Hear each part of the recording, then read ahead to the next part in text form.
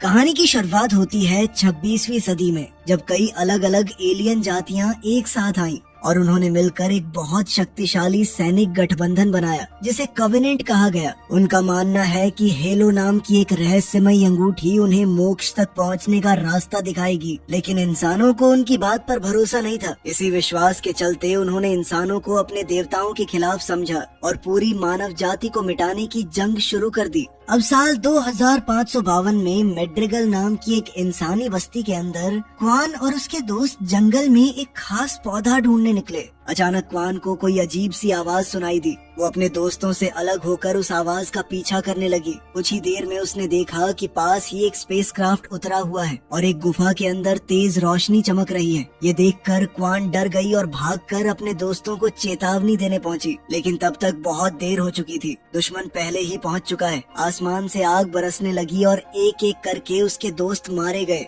सब अपनी जान बचाने के लिए भागे, लेकिन किसी को भी बचने का मौका नहीं मिला। क्वान किसी तरह छिप गई और एक फ्लेयर चलाकर पास के विद्रोहियों के कैंप को मैसेज दिया। कैंप के लोग तुरंत अपनी रक्षा की तैयारी में लग गए। क्वान भी पूरी ताकत से भागती हुई कैंप के अंदर पहुंच गई, बिल्कुल उस वक्त जब उसके दरवाजे बंद किए जा रहे थे। उसने अपने पिता को बताया कि हमला करने वाले आम सैनिक नहीं थे, लेकिन उन्होंने उसकी बात पर विश्वास नहीं किया। उन्होंने क्वान को बाकी नागरिकों के साथ सुरक्षित जगह पर छिपने भेज दिया। थोड़ी ही देर में हमला शुरू हो गया। कैंप का मेन दरवाजा उड़ा दिया गया और कई भयंकर एलियंस अंदर घुस आए। इंसानों के हथियार उनके सामने लगभग बेकार साबित हुए। हर तरफ लोग मारे जा रहे हैं। ये सब देखकर क्वान और ज्यादा देर छिप नहीं पाई और अपने पिता को ढूंढने बाहर निकल आई। इसी फैसले ने उसकी जान बचा ली। कुछ पल बाद एक एलियन ने बंकर का दरवाजा खोला और अंदर मौजूद सब लोगों को मार दिया। इसी दौरान आसमान से एक स्पेसक्राफ्ट उतरा और उसमें से स्पार्टन्स आए। ये जेनेटिकली बदले गए सुपर सोल्जर्स हैं। उनकी तकनीक, उनका आर्मर और उनके हथियार एलियंस से टक्कर लेने के लिए बनाए गए हैं। स्पार्टन्स ने आते ही जंग का रुख बदल दिया।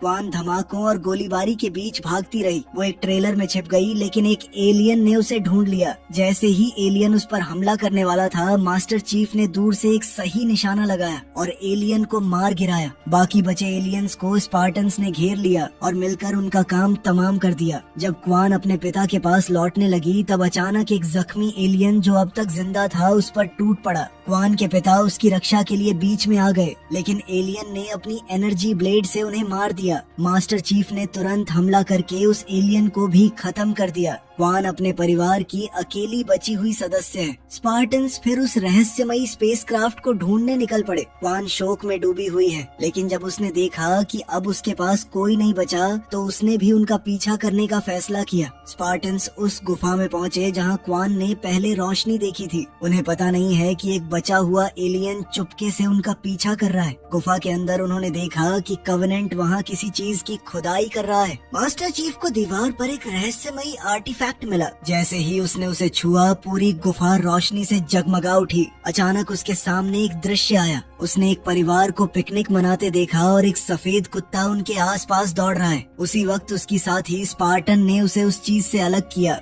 और वो दृश्य तुरंत गायब हो गया। तभी उनकी नजर उस बचे हुए एलियन पर पड़ी। वो उसके पीछे भागे, लेकिन एलियन ने अपनी अदृश्य होने की तकनीक का इस्तेमाल किया और सबकी नजरों से बचकर निकल गया। बाहर पहुंचते ही वो क्वान से टकराया, जिसकी वजह से क्वान बेहोश हो गई। एलियन अपने स्पेसक्राफ्ट तक पहुंचकर वहां से निकल गया।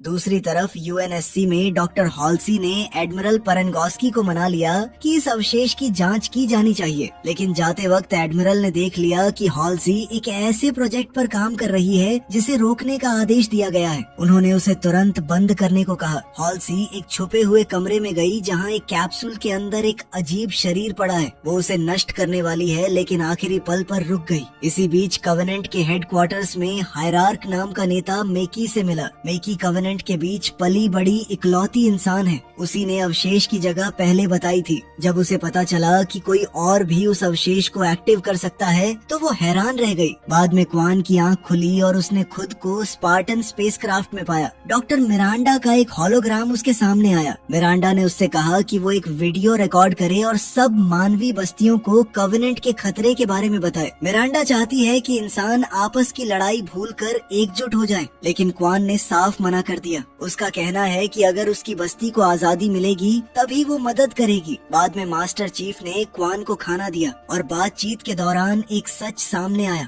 क्वान की माँ को सालों पहले मास्टर चीफ ने ही मारा था। ये बात सुनकर माहौल और तनावपूर्ण हो गया। इसी बीच मास्टर चीफ को एक संदेश मिला जिसमें क्वान को मार देने का आदेश दिया गया है। ये सुनकर वो इतना परेशान हुआ कि उसने स्पेसक्राफ्ट के सुरक्षा कैमरास ही बंद कर दिए। यूएनएससी में एडमिरल पेरेंगोस्की गुस्से से भर गई। तब डॉक्टर हॉल्सी ने बताया कि उस अवशेष ने शायद मास्टर चीफ की पुरानी यादों को दोबारा जगा दिया है। हालात संभालने के लिए हॉल्सी ने स्पेसक्राफ्ट का ऑक्सीजन बंद कर दिया। क्वान को मारने के लिए ऑक्सीजन 0 कर दी गई, जबकि मास्टर चीफ के सूट में सिर्फ 40% ऑक्सीजन बची। फिर भी जॉन ने हिम्मत नहीं हारी। उसने स्पेसक्राफ्ट के पैनल खोलकर क्वान की जान बचा ली। अब एडमिरल का सब्र टूट चुका है। उन्होंने आदेश दिया कि स्पेसक्राफ्ट नजदीक आते ही उसे उड़ा दिया जाए। इसी दौरान क्वान को लगा कि उसे मारने की कोशिश जॉन ने की। उसने बंदूक तान दी। उसका भरोसा जीतने के लिए मास्टर चीफ ने पहली बार अपना हेलमेट उतारा और अपना चेहरा दिखाया। उसने बताया कि उसका असली नाम जॉन है। अब क्वान उसके साथ मिलकर काम करने को तैयार हो गई। उसने स्पेसक्राफ्ट की एआई को गोली मार दी ताकि कंट्रोल मैनुअल हो जाए और जॉन उसे उड़ा सके।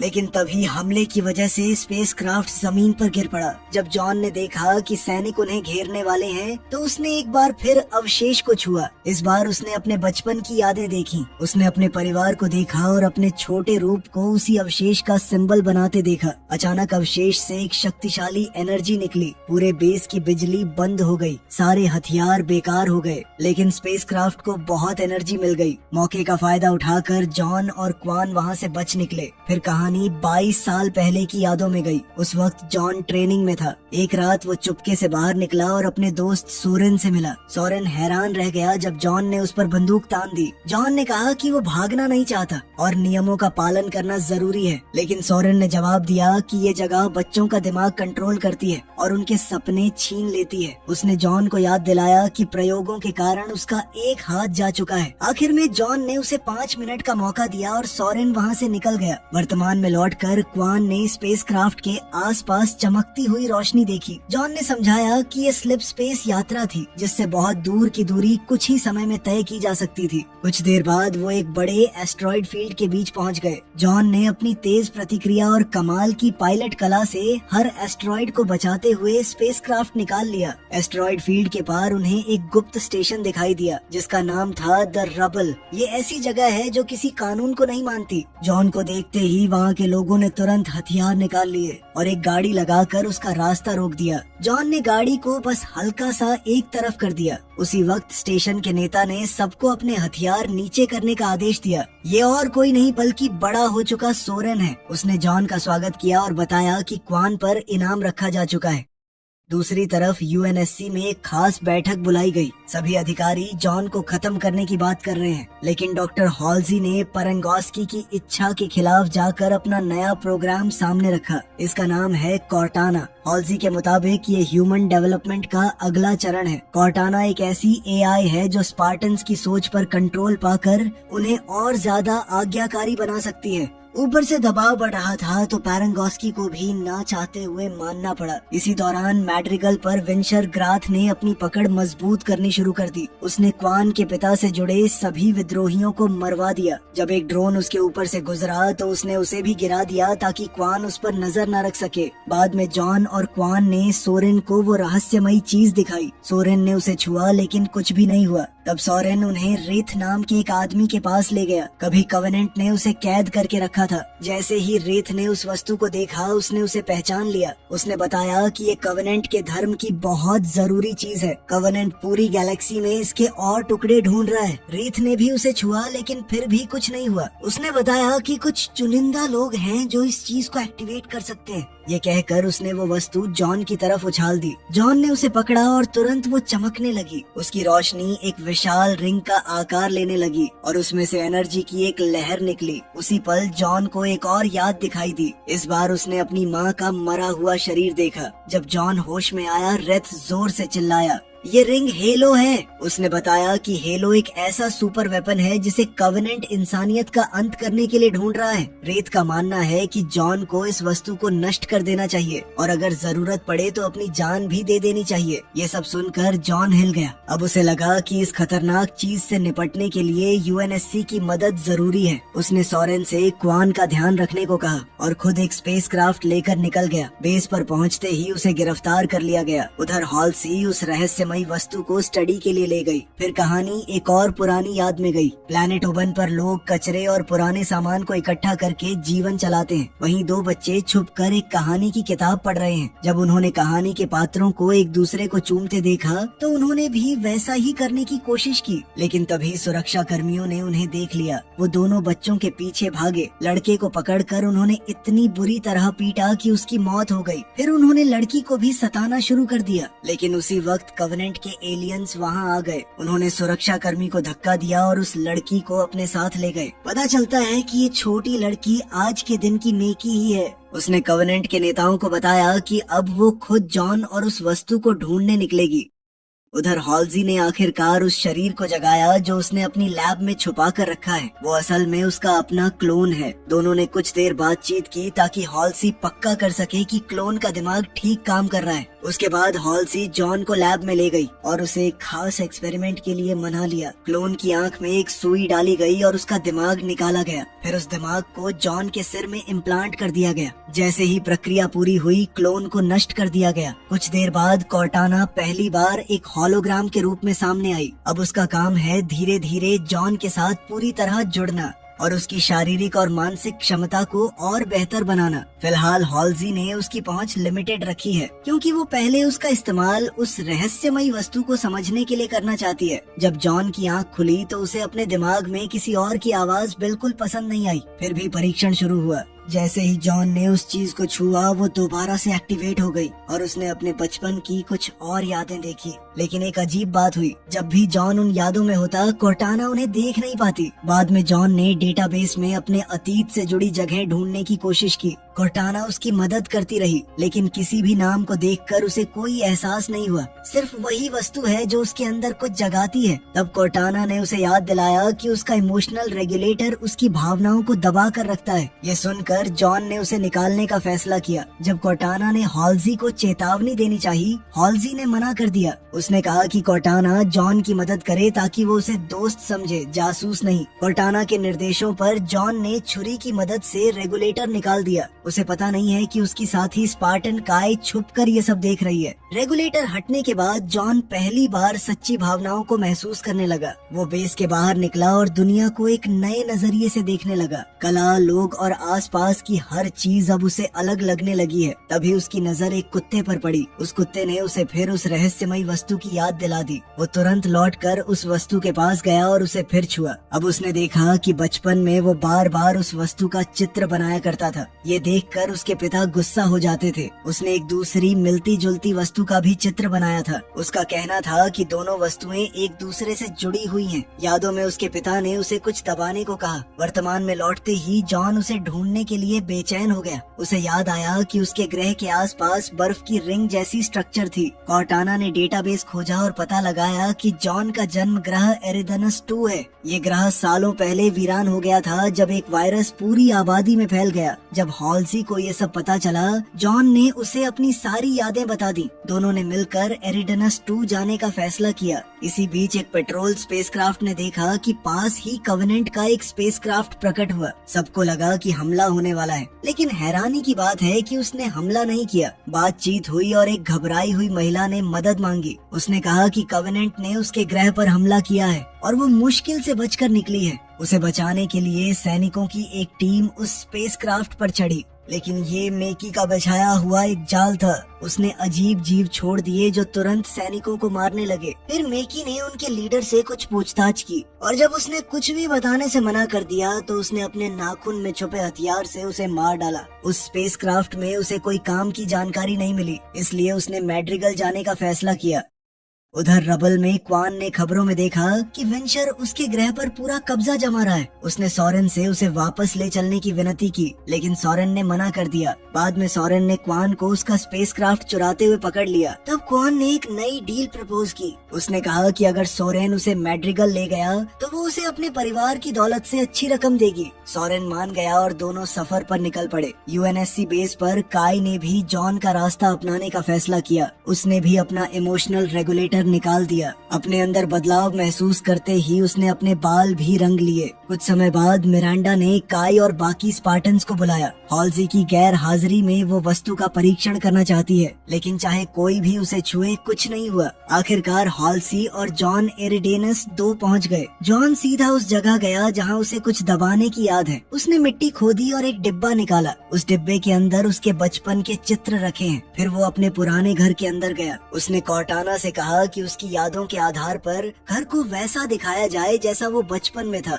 जैसे जैसे वो घर में आगे बढ़ता गया उसकी और यादें लौटने लगी और फिर उसने अपने बचपन के रूप को देखा जो लगातार चित्र बना रहा है और जिसने एक विशाल मेटल का स्ट्रक्चर खोज लिया। जॉन को जो तस्वीरें और यादें दिख रही हैं, उनमें एक पुरानी गुफा नजर आई जहां छोटा जॉन अपने कुत्ते के साथ गया था। गुफा के अंदर उसने दीवार पर लगी एक अजीब चीज को छुआ और तुरंत पूरी गुफा कांप उठी। डरा हुआ जॉन वहां से भाग गया। अगली याद में डॉक्टर हॉल्सी उससे मिलने आई। अब जॉन ने हॉल्सी से पूछा कि तुम मेरे बचपन की यादों में क्या कर रही हो, लेकिन हॉल्सी ने बात टाल दी और बोली कि शायद बचपन के सदमे की वजह से उसकी यादें उलझ गई हैं। इसके बाद जॉन ने बताया कि उसे याद आ गया है कि दूसरी वस्तु कहाँ छुपी हुई है। जॉन और हॉल्सी रेगिस्तान की तरफ निकले और उसी पुरानी गुफा में पहुँचे। वहाँ दीवार में फंसी हुई दूसरी वस्तु मिल गई। उधर सोरेन और क्वान मैड्रिगल पहुँच गए। शहर में हर जगह क्वान के वांटेड पोस्टर्स लगे हुए हैं। दोनों उसके पिता की श्रद्धांजलि में गए। वहाँ क्वान ने अपने पिता के दूसरे सबसे भरोसेमंद साथी से बात की, लेकिन उसे पता चला कि क्रांति लगभग खत्म हो चुकी है। लोग डरे हुए हैं और अब वेंचर की मर्जी के हिसाब से चल रहे हैं। ये सुनकर क्वान गुस्से से भर गई। उसने सबको डरपोक कहा, जिससे सिक्योरिटी का ध्यान उसकी तरफ चला गया। क्वान ने फिर सोरेन को मनाया कि वो उसकी मौसी को ढूंढने में मदद करे, क्योंकि उसके पास इतना पैसा हो सकता था कि सोरेन अपना जहाज वापस खरीद सके। बाजार से गुजरते वक्त कुछ लोगों ने उन पर हमला कर दिया। सोरेन ने तुरंत जवाब दिया और हमलावरों को पीटना शुरू कर दिया।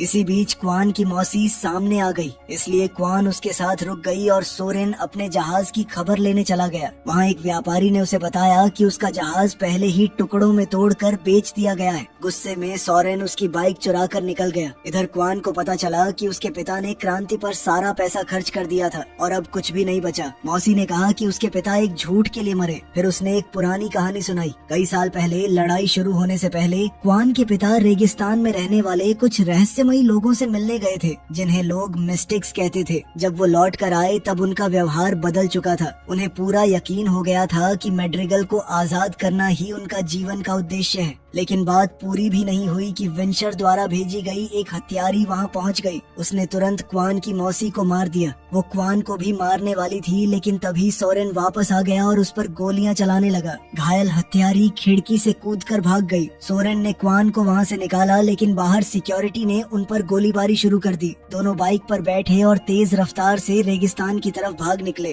काफी दूर पहुंचने के बाद बाइक खराब हो गई। सोरेन ने क्वान को बाइक से हथकड़ी लगा दी और कोई और साधन ढूंढने चला गया, लेकिन क्वान ने एक पत्थर से बाइक पर वार किया और खुद को आजाद कर लिया। बाद में जब सोरेन एक जीप लेकर लौटा तो उसे बाइक अकेली मिली। अचानक क्वान रेत के नीचे से बाहर निकली, उसके पीछे पहुंची और उसे बेहोश कर दिया। इसी दौरान एक और पुरानी याद सामने आई। जवान हॉल्सी एक स्कूल का दौरा कर रही थी। वहाँ उसने छोटे जॉन को एक बच्चे की जान बचाते देखा। एक लड़का गिरने वाला था और जॉन ने सिर्फ उसका पैर पकड़कर उसे बचा लिया। हॉल्सी उसकी ताकत देखकर बहुत प्रभावित हुई। यहीं ये भी पता चला कि कैप्टन जेकब पहले हॉल्सी के पति थे और मिरांडा उन दोनों की बेटी थी। प्रेजेंट में मिरांडा उस जगह पहुंची जहां हॉल्सी दूसरी वस्तु को चट्टान से अलग करने की तैयारी कर रही है। जेकब उसे गुफा तक ले गया। हॉल्सी ने जॉन को चेतावनी दी कि वो इस वस्तु से दूर रहे क्योंकि ये पहली वाली वस्तु से भी ज्यादा शक्तिशाली है। गुफा से बाहर निकलते वक्त जॉन ने महसूस किया कि काई बदल चुकी है। उसे तुरंत समझ आ गया कि काई ने अपनी भावनाओं को दबाने वाली चिप हटा दी है। काई को इस बात का कोई पछतावा नहीं, लेकिन जॉन ने कहा कि अब वो लड़ाई के लिए तैयार नहीं है और उसे अलग रहने का आदेश दिया। बाद में साइंटिस्ट्स ने चट्टान को काटने के लिए एक तेज किरण का इस्तेमाल किया, लेकिन इससे एक भयंकर लहर निकली। उसकी तकलीफ इतनी ज्यादा थी कि सब लोग दर्द से भाग पड़े। ये लहर इतनी दूर तक पहुंची कि मैड्रिगल की गुफाओं में मौजूद मेकी ने भी उसे महसूस कर लिया। तब मेकी को समझ आ गया कि दूसरी वस्तु कहाँ है। थोड़ी देर बाद वस्तु के चारों तरफ बनी सुरक्षा परत टूट गई। सब लोग उसे ले जाने की तैयारी कर रहे हैं, लेकिन जॉन ने हॉल्सी की बात नहीं मानी और वस्तु को छू लिया। जैसे ही उसने उसे छुआ, एक और याद सामने आ गई।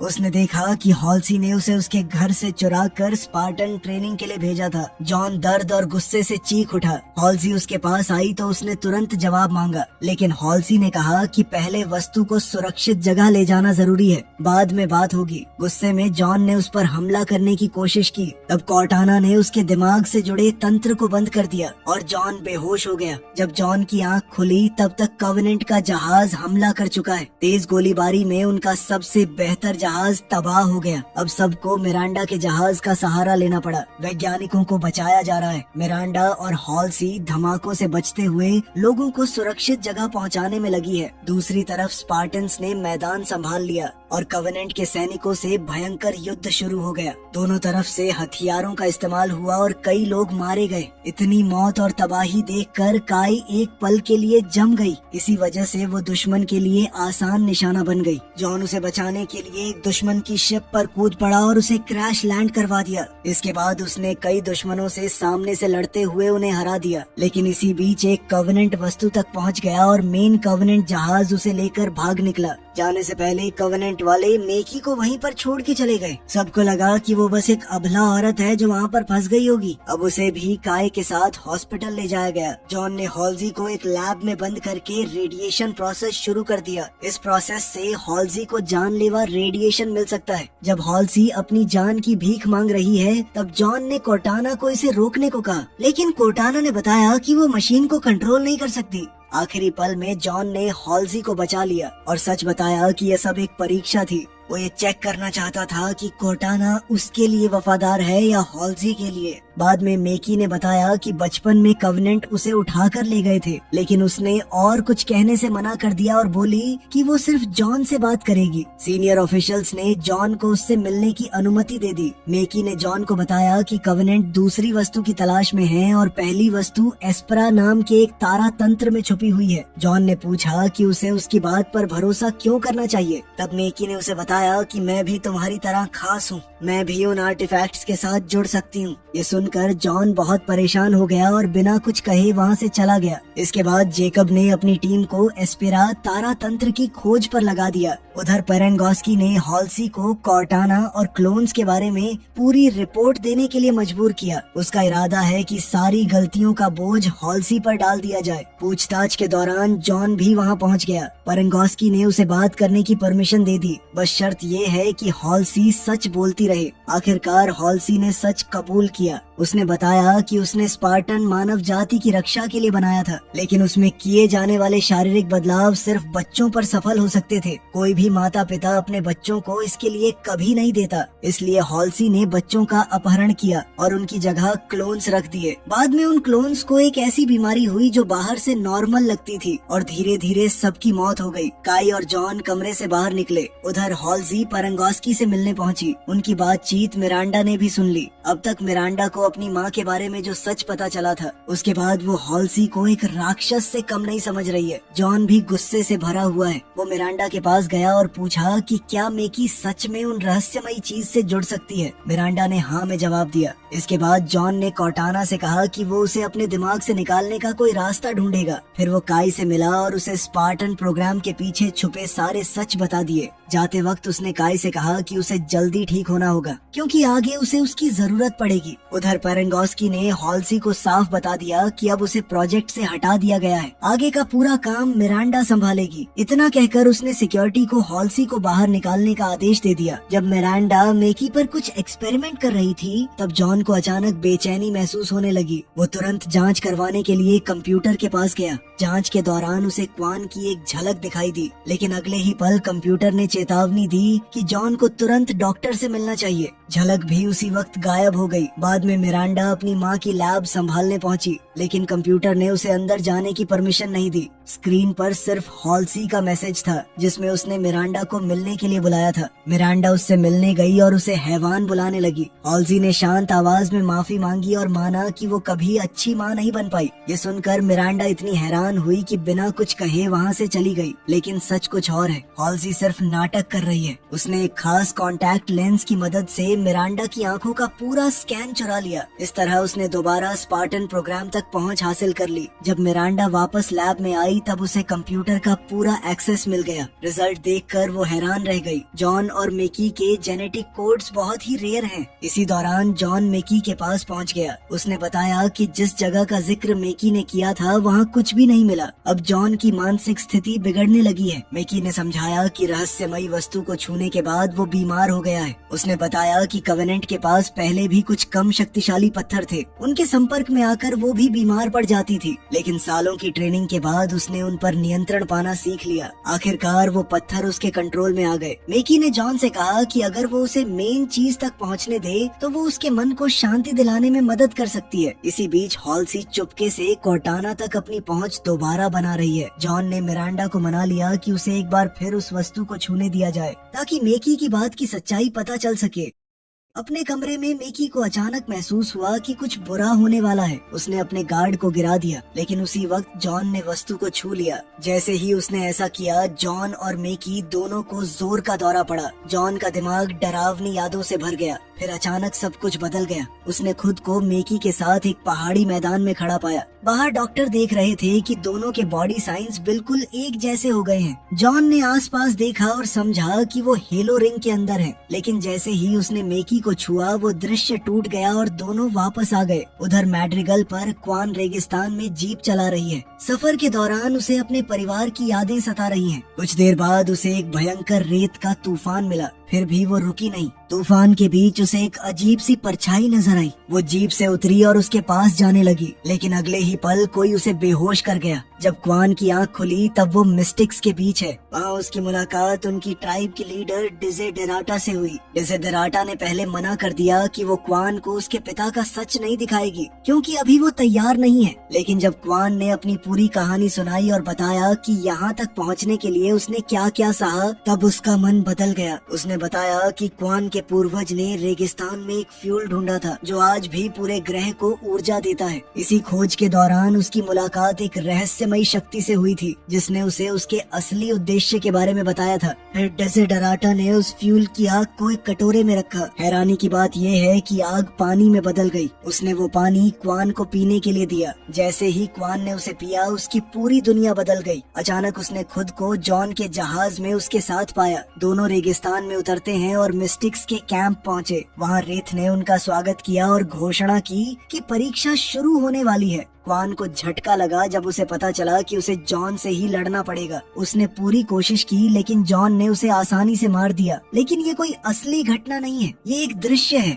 हर बार मरने के बाद सब कुछ दोबारा शुरू हो जाता है। क्वान अलग अलग हथियार आजमाती रही, अलग तरीके से लड़ती रही, लेकिन हर बार परिणाम एक ही रहा। आखिरकार थक कर वो घुटनों पर बैठ गई और जॉन से पूछा कि वो चाहता क्या है। तब जॉन ने अपना हेलमेट उतारा और उसकी तरफ मदद के लिए हाथ बढ़ाया। फिर वो क्वान को रेगिस्तान के एक और हिस्से में ले गया। वहाँ क्वान ने एक ऐसी शक्ति देखी जो एक एक करके उसके सभी पूर्वजों का रूप लेती गई। आखिर में वो उसके पिता के रूप में बदल गई। उसके पिता ने माफी मांगी और बताया कि मैड्रिगल की मिट्टी से चलने वाला एक खास पोर्टल यहाँ मौजूद है। अब उस पोर्टल की रक्षा करना क्वान का काम होगा। जब क्वान की आंख खुली, उसने अपनी नई जिम्मेदारी स्वीकार कर ली। वो जीप लेकर पुरानी चौकी पर वापस गई और अपने घर पहुंची। वहाँ उसे पोर्टल से जुड़ी कुछ पुरानी चिट्ठियाँ मिली। तभी उसे एक अजीब आवाज सुनाई दी। वो सोरेन है। वो वापस आ गया क्योंकि उसने जॉन से वादा किया था कि वो क्वान की रक्षा करेगा। इसी दौरान ग्राफ और उसके आदमियों ने पूरी चौकी को घेर लिया, लेकिन क्वान के पास एक तरकीब है। अगर हाइड्रोजन स्टेशन चालू कर दिया जाए तो एक बड़ा धमाका करके दुश्मनों को खत्म किया जा सकता है। दोनों बंकर में छिप सकते हैं। समस्या ये थी कि पाइप को हाथ से खोलना जरूरी है। क्वान एक सुरंग में उतर गई, जबकि सोरेन खुली गोलीबारी करके दुश्मनों का ध्यान भटकाता रहा।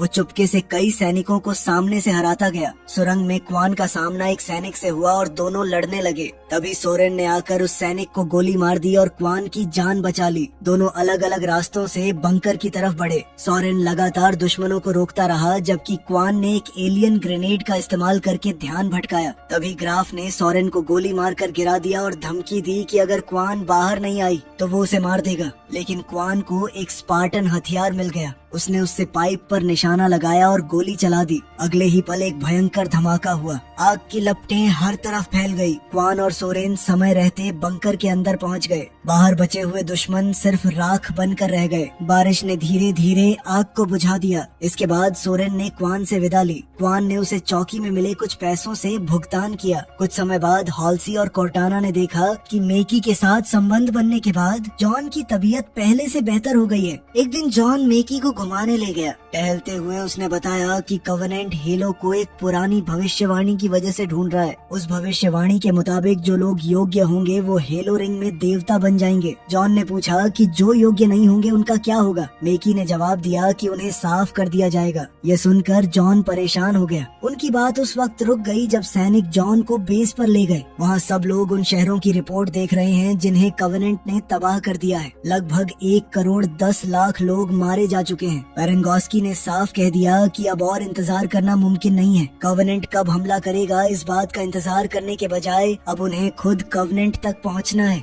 जॉन उसकी बात से सहमत हुआ और उसने इजाजत मांगी कि मेकी को रेलिक इस्तेमाल करने दिया जाए। शायद उसकी मदद से दूसरा रेलिक मिल जाए और फिर कवेनेंट का बेस भी ढूंढा जा सके। बाद में जॉन ये खबर मेकी को देने पहुंच गया। मेकी बहुत खुश हुई। वो दोनों और करीब आ गए और रात साथ बिताई। कोर्टाना पूरे वक्त ये सब देख रही है। लेकिन जब जॉन सो गया तब मेकी ने एक बड़ा फैसला लिया। उसने अपने नाखून के अंदर छुपाया हुआ छोटा सा हथियार निकाला और उसे हटा दिया। अब उसका मन कवेनेंट के पास लौटने का नहीं है। अगली सुबह जेकब ने हॉल्सी को बताया कि पेरेंगोस्की ने हुक्म दिया है कि दोपहर से पहले उसे प्लैनेट छोड़ना पड़ेगा। जेकब के जाते ही हॉल्सी ने अपना खास लेंस इस्तेमाल किया और सिस्टम में घुसकर मेकी से संपर्क किया। हॉल्सी ने समझाया कि यूएनएससी को रेलिक्स और हेलो तक पहुंच नहीं मिलनी चाहिए, क्योंकि इंसान उनकी ताकत का गलत इस्तेमाल करेंगे और खुद को तबाह कर देंगे। उसने ये भी बोला कि जॉन और मेकी दोनों सरकार के हाथों इस्तेमाल किए जा रहे हैं। हॉल्सी ने मेकी को मनाने की कोशिश की कि वो जॉन को समझाए और रेलिक चुरा कर उसके पास ले आए। लेकिन जब हॉल्सी ने इंसानियत की असली ताकत जगाने की बात की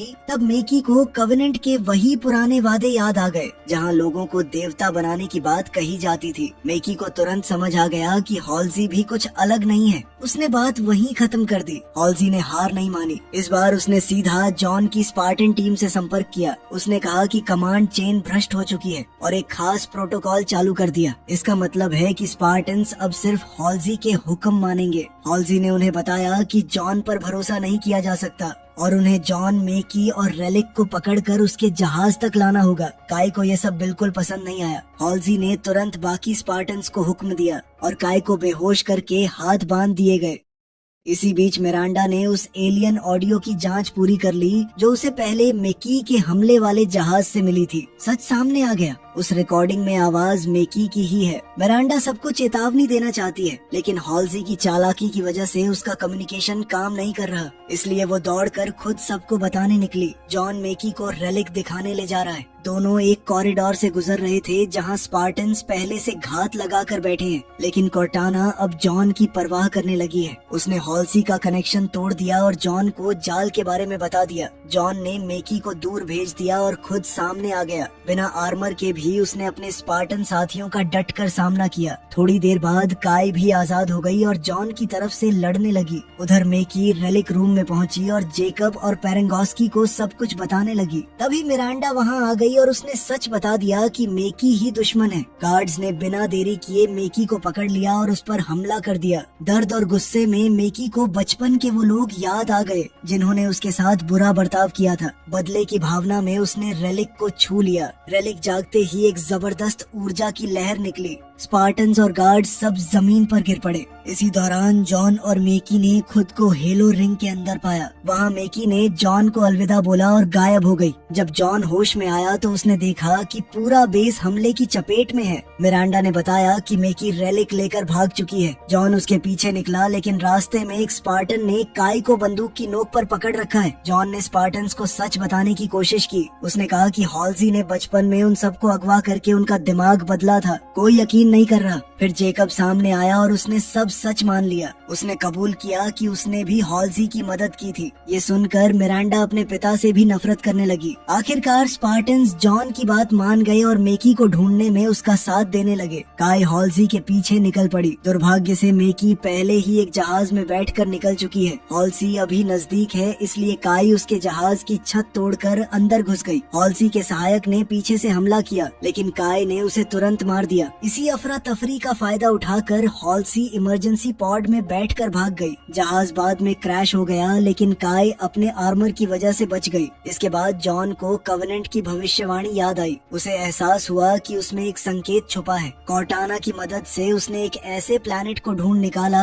जो टूटे हुए कांच के टुकड़ों जैसा दिखता है। एक रोशनी का भ्रम उस प्लैनेट को आम नजरों से छुपा कर रखता है। स्पार्टन टीम रेलिक वापस लाने के लिए निकल पड़ी। इस दौरान जेकब के लोगों ने हॉल्सी को पकड़कर बेस पर लाया, जहां उसे मौत की सजा मिलनी है। लेकिन फिर अचानक हॉल्सी को दौरा पड़ा और उसकी नाक से खून बहने लगा। तब सच सामने आया। पकड़ी गई हॉल्सी असल में एक क्लोन है। असली हॉल्सी पहले ही बचकर निकल चुकी है। उधर मेकी कवेनेंट के पास लौट आई और दोनों रेलिक्स उन्हें दे दिए। अब हायरार्क्स अपनी ग्रेट जर्नी शुरू कर सकते हैं। मेकी ने उनसे साथ चलने की गुजारिश की और उन्होंने हाँ भी कर दी, लेकिन अकेले में वो बात कर रहे हैं कि रेलिक्स का काम पूरा होते ही मेकी को मार दिया जाएगा। जॉन और उसकी टीम नए स्टार सिस्टम की तरफ रवाना हुए। सफर बहुत मुश्किल रहा। जहाज हिलता रहा, सिस्टम खराब होते रहे और एक कमरे में आग तक लग गई। काई ने तुरंत आग बुझा दी। काफी मुश्किलों के बाद टीम अपनी मंजिल तक पहुंच गई। प्लैनेट पर उतरते ही उन्होंने गार्ड्स को चुपचाप खत्म कर दिया। किसी को खबर तक नहीं लगी, क्योंकि सारे एलियंस मंदिर के अंदर मौजूद हैं। जैसे ही दोनों रेलिक्स एक साथ रखे गए, जॉन और मेकी ने एक दूसरे की मौजूदगी महसूस कर ली। जॉन को चक्कर आया और वो अपनी छुपने की जगह से गिर पड़ा। दुश्मनों ने उसे देख लिया। हायरार्क्स को लगा कि मेकी ने इंसानों को यहाँ तक पहुँचाया है, जिसके बाद फौज को तुरंत लड़ने का ऑर्डर दे दिया गया। एक भयानक जंग शुरू हुई। स्पार्टन्स ने कई एलियंस को गिरा दिया। सबसे आगे जॉन लड़ रहा है, लेकिन जब उसका सामना उनके शक्तिशाली नेता से हुआ तब हालात बदल गए। वो एलियन बहुत ताकतवर है। धीरे धीरे उसने जॉन को दबा दिया और उसका हेलमेट तक टूटने लगा। ये देखकर मेकी रेलिक के पास दौड़ी। उसने उसे छू कर एक ऊर्जा की लहर छोड़ी जो कई एलियंस को पहाड़ी से नीचे धकेल गई। फिर रेलिक से एक रोशनी की किरण आसमान में निकली और हेलो का स्थान सामने आ गया। ये देखकर सारे एलियंस घुटनों पर बैठ गए। जॉन मेकी के पास पहुंचने ही वाला है कि दोनों फिर हेलो के दृश्य में पहुंच गए। जॉन उसे समझाने लगा कि ये सब हकीकत नहीं है और उन्हें वापस लौटना होगा। असली दुनिया में स्पार्टन्स जॉन के बेहोश शरीर की रक्षा कर रहे हैं, लेकिन दुश्मन बहुत ज्यादा हैं। तभी जॉन ने देखा कि मेकी का खून बह रहा है। जब वो हकीकत में लौटा, मेकी की लाश जमीन पर गिर गई। काई ने उसे गोली मार दी है। ये उसके लिए जरूरी था, वरना जॉन कभी उस दृश्य से बाहर नहीं आ पाता। रेलिक बंद हो गया और हेलो का नक्शा गायब हो गया। कवेनेंट सिर्फ आधा रास्ता ही देख पाया। जंग और भी खतरनाक हो गई। एक एक करके स्पार्टन्स गिरने लगे। आखिर में सिर्फ जॉन ही खड़ा रह गया। जॉन ने फैसला किया कि वो अपनी टीम और रेलिक्स दोनों को छोड़कर नहीं जाएगा, लेकिन रेलिक छूने पर वो फिर जम सकता है। इसलिए उसने कॉर्टाना से उसका शरीर संभालने को कहा। कॉर्टाना पहले तैयार नहीं हुई। उसे डर है कि शायद वो जॉन को कभी वापस न ला सके। इसी हिचकिचाहट का फायदा उठाकर एलियन नेता ने जॉन को जोर से मारकर दूर फेंक दिया। अब जॉन मौत के करीब है। आखिरकार कोर्टाना मान गई। जैसे ही उसने जॉन के शरीर पर नियंत्रण लिया, पूरी जंग का रुख बदल गया। जॉन की ताकत और कोर्टाना की तेज सोच मिलकर एक खतरनाक जोड़ी बन गई। कुछ ही पलों में उसने लगभग सारे एलियंस खत्म कर दिए। एलियन नेता अब भी जिंदा है, लेकिन कोर्टाना ने दूर से स्पार्टन जहाज को नियंत्रित किया और उसी से उस नेता को गिरा दिया। फिर उसने रेलिक्स उठाए, बचे हुए स्पार्टन्स को जहाज में बिठाया और वहाँ से निकल गई। जहाज में फर्स्ट एड किट तक नहीं है, इसलिए स्पार्टन्स ने अपने घाव गर्म लोहे और आग की मदद से बंद किए। बाद में काई जॉन को देखने आई। जॉन बिल्कुल चुप पड़ा है। फिर अचानक उसका सिर धीरे से उसकी तरफ मुड़ा। बस इतना ही, ना कोई बात ना कोई भाव। और यहीं सीजन 1 खत्म हुआ, एक बड़े सवाल के साथ। क्या जॉन वापस आ चुका है या अब उसके शरीर में सिर्फ कोर्टाना ही बची है? वीडियो पसंद आई तो लाइक कर देना, चैनल को सब्सक्राइब कर लेना। मिलते हैं अगली वीडियो में।